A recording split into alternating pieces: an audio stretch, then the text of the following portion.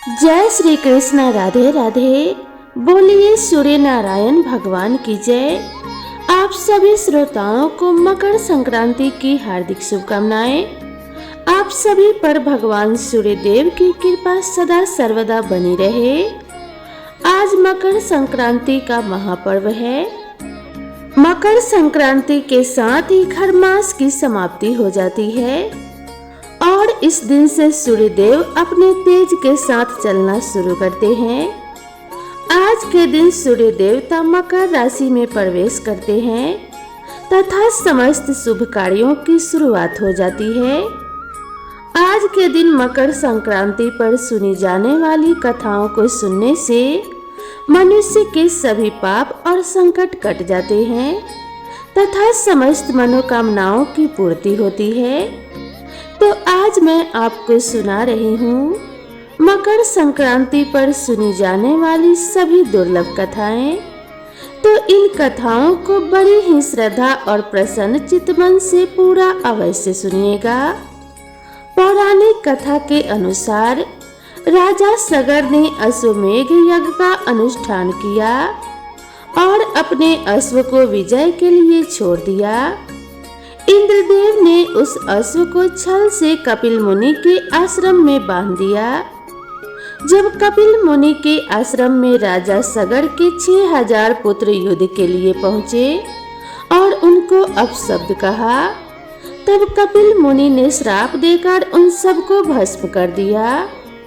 राजकुमार अंशुमान राजा सगर के पोते ने कपिल मुनि के आश्रम में जाकर उनसे विनती की और अपने बंधुओं के उद्धार का मार्ग पूछा। तब कपिल मुनि ने बताया कि इनके उद्धार के लिए गंगा जी को धरती पर लाना होगा। राजकुमार अंशुमान ने प्रतिज्ञा की कि उनके वंश का कोई भी राजा तब तक चैन से नहीं रहेगा जब तक गंगा जी को धरती पर ना ले आए। उनकी प्रतिज्ञा सुनकर कपिल मुनि ने उन्हें आशीर्वाद दिया। राजकुमार अंशुमान ने कठिन तप किया और उसी दौरान अपनी जान दे दी। भागीरथ राजा दिलीप के पुत्र और अंशुमान के पौत्र थे। राजा भागीरथ ने कठिन तप करके गंगा जी को प्रसन्न किया और उन्हें धरती पर लाने के लिए मना लिया। उसके पश्चात भागीरथ ने भगवान शिव की तपस्या की, जिससे कि महादेव माँ गंगा को अपनी जटा में रखकर वहां से धीरे धीरे माँ गंगा के जल को धरती पर प्रवाहित करें। भागीरथ की कठिन तपस्या से महादेव प्रसन्न हुए और उन्हें इच्छित वर दिया।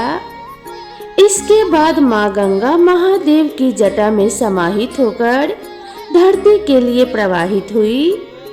भागीरथ माँ गंगा को रास्ता दिखाते हुए कपिल मुनि के आश्रम गए, जहाँ पर उनके पूर्वजों की राख उद्धार के लिए प्रतीक्षारत थी। माँ गंगा के पावन जल से भागीरथ के पूर्वजों का उद्धार हुआ।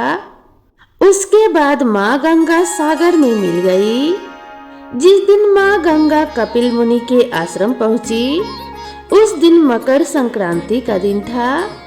इसी कारण से मकर संक्रांति के दिन श्रद्धालु गंगा सागर में स्नान करने और कपिल मुनि की आश्रम के दर्शन करने के लिए एकत्रित होते हैं।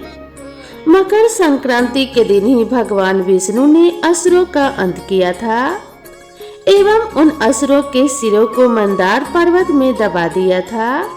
इस तरह से यह मकर संक्रांति का दिन बुराइयों और नकारात्मकता को समाप्त करने का दिन कहा गया है।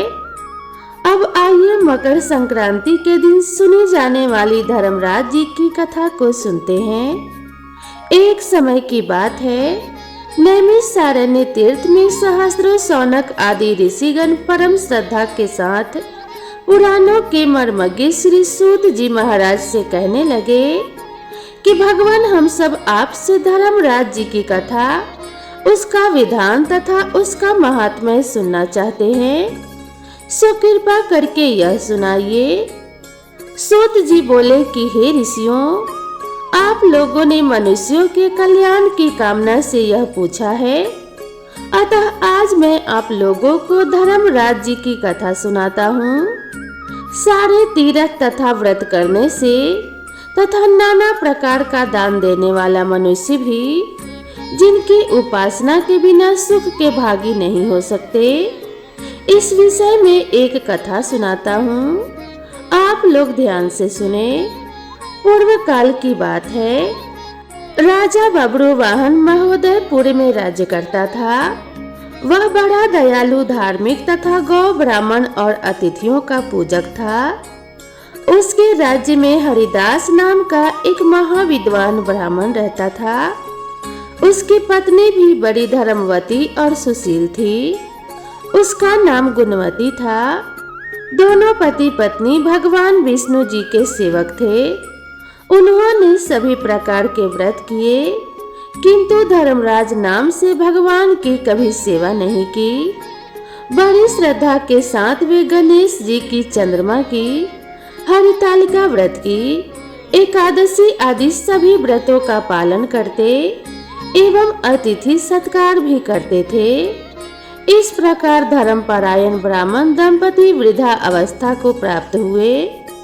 एक दिन गुणवती मृत्यु को प्राप्त हुई। धर्माचरण के प्रभाव से उसको यमदूत आदर पूर्वक यमलोक को ले गए। दक्षिण दिशा में पृथ्वी से ऊपर धर्मराज का बहुत बड़ा लोक है, जो कि पापियों के लिए भयावह है। धर्मराज का लोक चौकोर है और उसमें 4 द्वार हैं। उस पुर के बीचों बीच धर्मराज का सिंहासन है। उस रतन जड़ित सिंहासन पर भगवान धर्मराज विराजमान रहते हैं। पास में ही चित्रगुप्त जी अपने स्थान पर बैठते हैं और सबके कर्मों का हिसाब करते हैं। यमदूत गुणवती को लेकर वहां पहुंचे। चित्रगुप्त जी ने उसके कर्मों का हिसाब किया।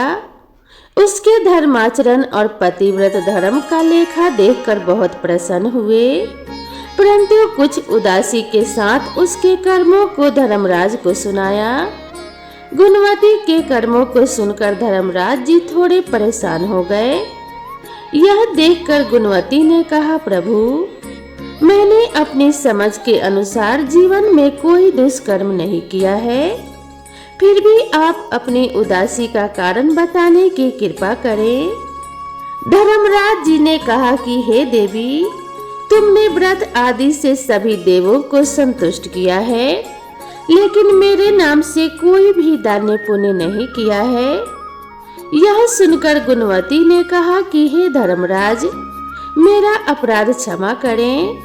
मैं आपकी उपासना नहीं जानती थी।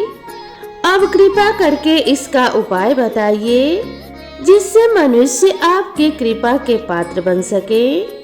यदि आपके मुख से आपके भक्ति मार्ग को सुनकर मृत्यु लोक में वापस जा सकूंगी, तो आपको संतुष्ट करने का प्रयास करूंगी। धर्मराज जी ने कहा कि सूर्य भगवान के उत्तरायण में जाते ही जो महापुण्यवती मकर संक्रांति आती है, उस दिन से मेरी पूजा शुरू करनी चाहिए।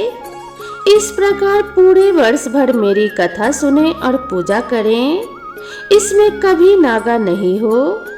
आपातकाल आने पर भी मेरे धर्म के इन 10 अंगों का पालन करें।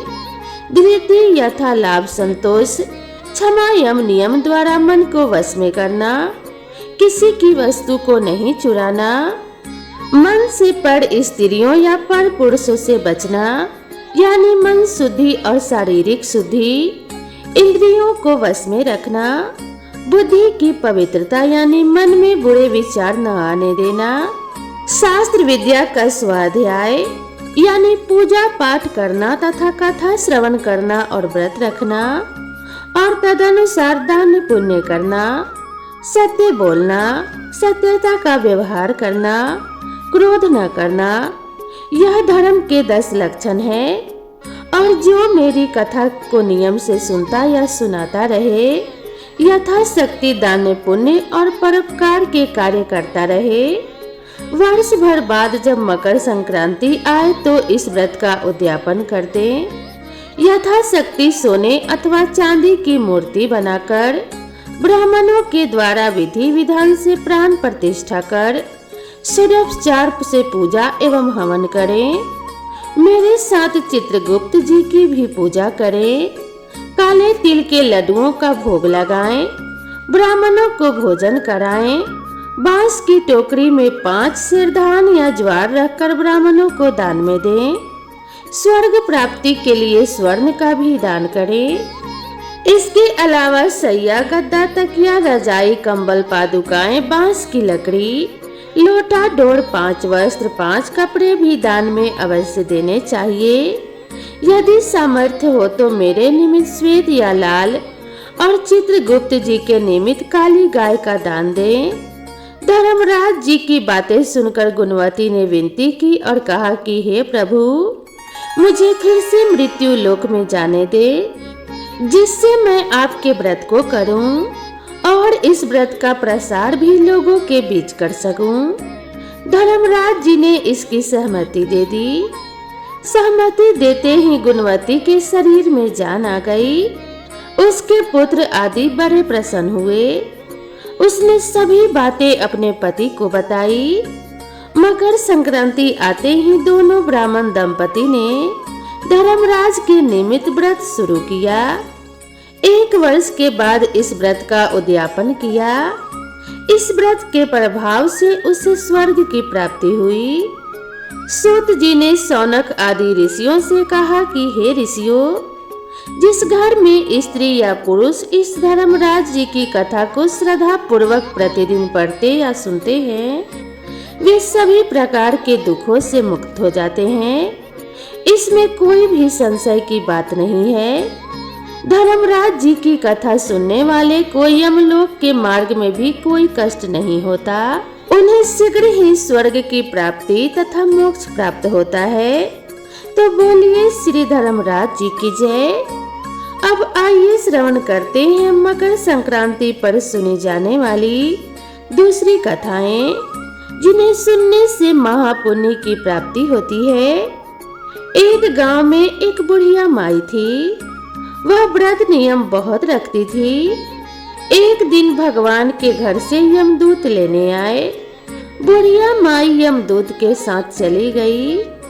आगे गहरी नदी बह रही थी। बुढ़िया माई डूबने लगी। तब यमदूत ने पूछा, माई तुमने गाय का दान किया है या नहीं? बुढ़िया माई ने मन में गाय माता का ध्यान किया तो गाय माता उपस्थित हो गई। गाय की पूंछ पकड़कर बुढ़िया माई ने नदी पार कर ली। आगे गई तो काले कुत्ते उसे खाने के लिए दौड़े। तब यमदूत ने पूछा, कुत्ते को रोटी दी है क्या? बुढ़िया माई ने मन में कुत्ते का ध्यान किया तो कुत्ते चले गए। बुढ़िया माई आगे चली तो काले कौवे बुढ़िया माई को चोंच मारने लगे। तब यमदूतों ने पूछा, ब्राह्मण की बेटी को सिर में तेल लगाने को दिया है या नहीं? बुढ़िया माई ने ब्राह्मण की बेटी को याद किया तो कौवों ने चोंच मारना बंद कर दिया। आगे गई तो पैरों में कांटे चुभने लगे। यमदूत ने कहा, खराऊ दान किया है क्या? बुढ़िया माई ने याद किया तो खराऊ पैरों में आ गई। आगे चली तो चित्रगुप्त जी ने यमदूतों से पूछा, आप किसको ले आए हो? यमदूतों ने कहा, बुढ़िया माई ने बहुत दान पुण्य किए हैं, लेकिन धर्मराज जी का कुछ नहीं किया, इसीलिए आगे के द्वार बंद हैं। तब बुढ़िया माई ने विनती की कि मुझे 7 दिनों के लिए धरती पर जाने दो। मैं इन 7 दिनों में धर्मराज जी की कहानी सुनकर उद्यापन कर वापस आ जाऊंगी। धर्मराज जी ने उसके प्राण लौटा दिए। धरती पर बुढ़िया माई के शरीर में वापस जान आ गई। सभी लोग बुढ़िया माई को जीवित देखकर भूतनी भूतनी चिल्लाकर भाग खड़े हुए। बुढ़िया माई अपने घर आई और अपने बहू बेटे से कहा, मैं भूतनी नहीं हूँ, मैं तो धर्मराज जी के कहे अनुसार वापस आई हूँ। मैं प्रत्येक दिन धर्मराज जी की कहानी सुनकर उसका उद्यापन करके वापस परलोक चली जाऊंगी। यह सुनकर बहू बेटे ने पूजा की सभी सामग्री ला दी, लेकिन कहानी के समय होकारा नहीं भरा। तब बुढ़िया माई पड़ोसन के पास गई। पड़ोसन ने कहानी सुनी और हुंकारा भी भरा। बुढ़िया माई ने 7 दिनों के पश्चात उद्यापन कर दान किया। 7वें दिन धर्मराज जी ने बुढ़िया माई के लिए स्वर्ग से विमान भेजा। विमान देखकर सभी गांव वालों ने स्वर्ग जाने के लिए कहा। तब बुढ़िया माई ने कहा, मेरी कहानी तो केवल पड़ोसन ने सुनी है। यह सुनकर सभी गांव वालों ने बुढ़िया माई के पांव पकड़ लिए और धर्मराज की कहानी सुनाने को कहा। बुढ़िया माई से कहानी सुनने के बाद सभी गांववासी विमान में बैठकर स्वर्ग पहुंच गए। सभी गांववासियों को देखकर धर्मराज जी ने कहा, मैंने तो केवल बुढ़िया माई के लिए विमान भेजा था। तब बुढ़िया माई ने कहा, मेरी कहानी इन सब ने सुनी है, इसीलिए मेरा आधा पुण्य इन सबको दे दीजिए और स्वर्ग में वास भी दे दीजिए। तब धर्मराज जी ने सभी गांव वासियों को स्वर्ग में वास दे दिया। हे धर्मराज जी, आपने जैसे बुढ़िया माई को स्वर्ग दिया वैसे सबको देना। कहानी सुनने वालों को, कहानी कहने वालों को, कहते सुनते हुंकारा भरने वाले सभी को स्वर्ग देना। बोलिए धर्मराज जी की जय। अब आइए मकर संक्रांति पर सुनी जाने वाली अगली कथा को सुनते हैं। यह पवित्र कथा धर्मराज जी की परम भक्त पोपा बाई जी की है। एक गांव में एक पोपा बाई रहती थी। जब वह 5 साल की थी तभी से वह नियम से धर्मराज जी की व्रत की कथा सुनती थी और व्रत भी किया करती थी। एक दिन उसने अपने भाई व भाभी से कहा कि मैं शादी नहीं करूंगी। अब मैं अपना संपूर्ण जीवन भगवान की पूजा अर्चना में ही बिताना चाहती हूँ।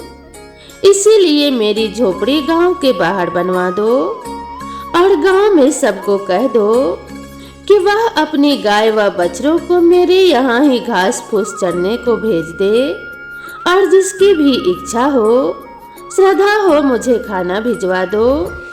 एक दिन नगर का राजा शिकार खेलने जंगल में आया और गांव के बाहर जंगल के पास बनी झोपड़ी को देखकर रुक गया। झोपड़ी के पास जाकर उसने आवाज लगाई कि कौन है, लेकिन भीतर से कोई आवाज न आने पर वह लगातार दरवाजा खटखटाता रहा। तब पोपा बाई उठी और कहने लगी कि कौन हो तुम, जो बार बार दरवाजा खटखटा रहे हो, क्यों आवाज लगा रहे हो? राजा ने कहा कि मैं यहाँ का राजा हूँ और तुम्हारे साथ विवाह करना चाहता हूँ। पोपा बाई ने कहा कि जहाँ से आए हो वहीं चले जाओ, मैं किसी पराये आदमी का मुंह नहीं देखती हूँ। राजा ने पोपा बाई की एक नहीं सुनी और उसे जबरदस्ती उठाकर ले गया। तब पोपा बाई ने राजा को श्राप दिया कि तुम्हारा सारा राजपाट नष्ट हो जाएगा। महल में आने पर राजा की रानियों ने सारी बात सुनकर राजा से अनुरोध किया कि पोपा बाई को वहीं वापस छोड़ आओ। राजा जब पोपा बाई को वापस झोपड़ी में छोड़ने जाने लगा तो रास्ते में पाप की नदी आई जिसमें राजा डूब गया। कुछ समय बाद पोपा बाई मृत्यु के बाद धर्मराज जी के यहाँ पहुंची और धर्मराज जी ने उन्हें स्वर्ग का राज दे दिया। एक बार एक सेठ व सेठानी मृत्यु लोक से स्वर्गलोक आए तो उसके द्वार बंद देखकर वह धर्मराज जी से द्वार खोलने का आग्रह करते हैं। धर्मराज जी कहते हैं, इस द्वार पर पोपा बाई का राज है। इस पर सेठ सेठानी कहते हैं कि हम पोपा बाई को नहीं जानते हैं। धर्मराज जी उन दोनों की बात सुनकर कहते हैं कि तुम दोनों 7 दिनों तक मृत्यु लोक में रहो। 8 खोपड़े से राई भरकर 5 कपड़े के ऊपर रखकर कहानी सुनकर उद्यापन करना और कहना कि राज है पोपा बाई का, लेखा लेगी राई राई का। सारे बोलो पोपा बाई की जय। आइए अब मकर संक्रांति के दिन सुनी जाने वाली धरती माता की कहानी को सुनते हैं। यह कहानी समस्त मनोकामनाओं को पूर्ण कर देती है। धरती माता एक ब्राह्मणी थी। वह बहुत धार्मिक महिला थी। सभी ग्रामवासी उसका बहुत सम्मान करते थे। जो कोई भी उसकी शरण में आता वह सबकी मदद किया करती थी और मन ही मन भगवान का स्मरण किया करती थी। भगवान की सेवा व पूजा जरूरतमंदों की सेवा ही उसका परम धर्म था। एक दिन वह ब्राह्मणी मरकर भगवान के घर गई। वहां जाकर बोली, मुझे बैकुंठ का रास्ता बता दो। स्वर्ग से एक दूत आया और बोला, ब्राह्मणी आपको क्या चाहिए? वह बोली, मुझे बैकुंठ का रास्ता बता दो। आगे आगे दूत और पीछे ब्राह्मणी मंदिर तक गए। ब्राह्मणी बहुत धार्मिक महिला थी। उसने बहुत दान पुण्य कर रखा था। उसे विश्वास था कि उसके लिए बैकुंठ का रास्ता अवश्य खुल जाएगा। ब्राह्मणी ने वहां जाकर देखा कि वहां बड़ा सा मंदिर है। सोने का सिंहासन हीरे मोती से जड़ित छतरी थी। चित्रगुप्त जी न्याय सभा में बैठे साक्षात इंद्र के समान शोभा पा रहे थे और न्याय नीति से अपना राज्य संभाल रहे थे। यमराज जी सबको कर्म अनुसार दंड दे रहे थे। ब्राह्मणी ने जाकर उन्हें प्रणाम किया और बोली, मुझे बैकुंठ में जाना है। तब चित्रगुप्त जी ने लेखा सुनाया और कहा कि हे ब्राह्मणी, तुमने सब धर्म किए हैं परंतु धरती माता की कहानी नहीं सुनी है, इसीलिए तुम्हारे सिर पर धरती माता का कर्ज है। तुम बैकुंठ में कैसे जाओगी? ब्राह्मणी बोली, धरती माता की कहानी के क्या नियम हैं? तब चित्रगुप्त जी बोले, कोई 1 साल, कोई 6 महीने, कोई 7 दिन ही सुने, पर धरती माता की कहानी अवश्य सुने, फिर उसका उद्यापन कर दे। धरती माता की कहानी सुनने जाने से अनजाने में किए गए पाप कर्मों को धरती माता हर लेती हैं। स्वर्गलोक में धर्म को ही स्थान प्रथम है। यहाँ पाप के लिए कोई जगह नहीं है। धरती माता की कहानी पीपल के पेड़ के नीचे बैठकर सुननी चाहिए। यह बात सुनकर ब्राह्मणी ने प्रार्थना की कि मुझे 7 दिन वापस पृथ्वी लोक पर जाने दो। मैं कहानी सुनकर वापस आ जाऊंगी। चित्रगुप्त जी ने उसका लेखा जोखा देखकर 7 दिनों के लिए उसे पृथ्वी पर भेज दिया। ब्राह्मणी पुनः जीवित हो गई। ब्राह्मणी ने अपने परिवार वालों से कहा कि मैं 7 दिन के लिए धरती माता की कहानी सुनने के लिए वापस आई हूँ। इस कथा को सुनने से बड़ा ही पुण्य मिलता है। उसने पीपल के पेड़ के नीचे बैठकर परिवार के साथ 7 दिनों तक धरती माता की कथा सुनी। 7 दिन पूरे होने पर वापस धर्मराज जी का बुलावा आया और ब्राह्मणी को बैकुंठ में श्री हरि के चरणों में स्थान प्राप्त हुआ।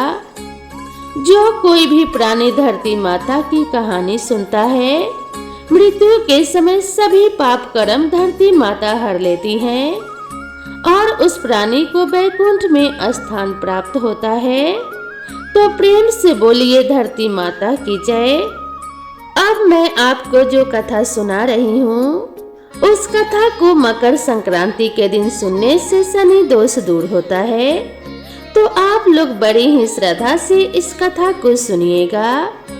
पौराणिक कथाओं के अनुसार सूर्यदेव और शनिदेव में अच्छे संबंध नहीं थे। दरअसल इसका कारण था कि सूर्यदेव का शनि की माता छाया के प्रति उनका व्यवहार। दरअसल शनिदेव का रंग काला होने के कारण सूर्यदेव ने उनके जन्म के दौरान कहा था कि ऐसा पुत्र मेरा नहीं हो सकता। इसके बाद से सूर्यदेव ने शनिदेव और उनकी माता छाया को अलग कर दिया था। जिस घर में वह रहते थे उसका नाम कुंभ था।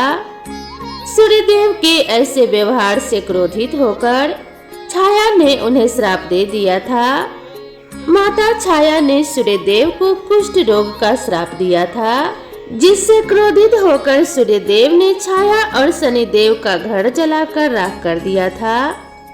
सूर्यदेव के पुत्र यम ने सूर्यदेव को उस श्राप से मुक्त किया था। साथ ही उनके सामने मांग रखी थी कि वह उनकी माता यानी छाया के साथ अपने व्यवहार में बदलाव लाएं।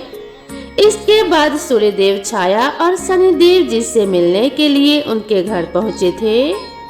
जब सूर्यदेव वहां पहुंचे तो उन्होंने देखा कि वहां कुछ भी नहीं था, सब कुछ जलकर बर्बाद हो गया था। इसके बाद शनिदेव ने काले तिल से अपने पिता का स्वागत किया था। शनिदेव के ऐसे व्यवहार से प्रसन्न होकर सूर्यदेव ने उस दिन उन्हें नया घर दिया था, जिसका नाम था मकर। इसके बाद से ही शनिदेव 2 राशियों यानी कुंभ और मकर के स्वामी हो गए। शनिदेव जी के इस व्यवहार से प्रसन्न होकर सूर्यदेव ने उन्हें यह भी कहा था कि जब भी वह मकर संक्रांति के मौके पर उनके घर आएंगे तो उनका घर धने धाने से भर जाएगा, उनके पास किसी भी वस्तु की कमी नहीं रहेगी। साथ ही यह भी कहा था कि इस दिन जो लोग भी मकर संक्रांति के मौके पर मुझे काले तिल अर्पित करेंगे, उनके जीवन में सुख समृद्धि आएगी। इसीलिए मकर संक्रांति के मौके पर सूर्य देव की पूजा में काले तिल का इस्तेमाल करने से व्यक्ति के घर में धन्य धान्य की कोई कमी नहीं रहती है। तो प्रेम से बोलिए श्री सूर्य देव महाराज की जय, बोलिए श्री शनि देव की जय। दोस्तों, आप सभी के ऊपर सूर्य देव और शनि देव की कृपा सदा सर्वदा बनी रहे। यम देव की कृपा से आपके परिवार में कभी कोई अनिष्ट ना हो। माता लक्ष्मी और भगवान विष्णु की कृपा से आप सभी के घर में धन्य धान्य की वृद्धि होती रहे।